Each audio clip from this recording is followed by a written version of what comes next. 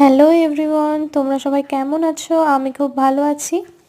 তো আমাদের ব্যাঙ্গালোরে অনেক দিন পর আজকে একটু রোদ উঠেছে, তো ভাবলাম আজকে একটু মাছই রান্না করা যাক।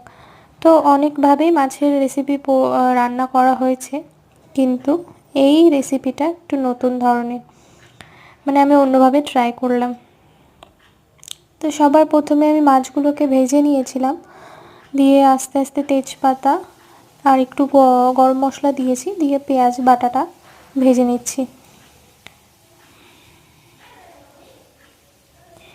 তো পেঁয়াজ বাটাটা আমি সব মশলাগুলোই আজকে বেটেই করছি, কারণ আমার কাছে অত টাইম ছিল না আজকে কেটে কুটে করার।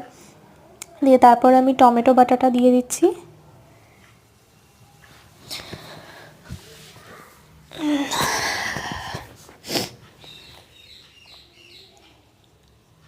কলকাতাতে অনেক ঠান্ডা পড়েছে, সেই তুলনায় এখানে মানে অতটা ঠান্ডা নেই, কিন্তু ঠান্ডা আছে। তো দেখো এগুলো অনেকটাই ভাজা হয়ে গেছে। দিয়ে আমি এখানে আদা রসুন আর একটু জিরে আর একটু লঙ্কা, তো সেটার পেস্ট ছিল, তো সেটাও আমি আস্তে আস্তে দিয়ে এটাকে কষাচ্ছি। এটা কষা হয়ে গেলে আমি একটু হলুদ গুঁড়ো আর আগে একটু নুন দিয়ে নিয়েছিলাম। দিয়ে এবার আমি বেটে রেখেছিলাম পোস্ত আর একটু কাজু,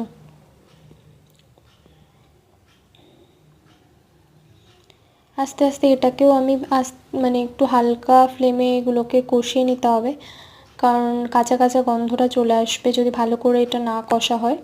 দিয়ে আমার কষানো হয়ে গেলে জল ঢেলে দিলাম। জলটা নিজেদের পরিমাণ মতো আপনারা ব্যবহার করতে পারেন। তো আমি আজকে একটু ঝোলঝোলই করব, কারণ আর কিছু আমার রেসিপিতে নেই আজকে মেনুতে, তো সেই জন্য আমি একটু বেশি করে জল দিয়েছি। দিয়ে আস্তে আস্তে আমি মাছগুলো দিয়ে দিয়েছি, তোমরা দেখতেই পাচ্ছ। এটাকে আমি হালকা ফ্লেমে ঢেকে ঢেকে করে রান্না করেছি। তো অলমোস্ট এটা রান্না হয়ে গেছে। তো আমি এটাকে নামানোর সময় একটু গরম মশলা আর একটু ঘি দিয়ে সার্ভ করেছিলাম। তো তোমরা চাইলেই দুটোই স্কিপ করতে পারো।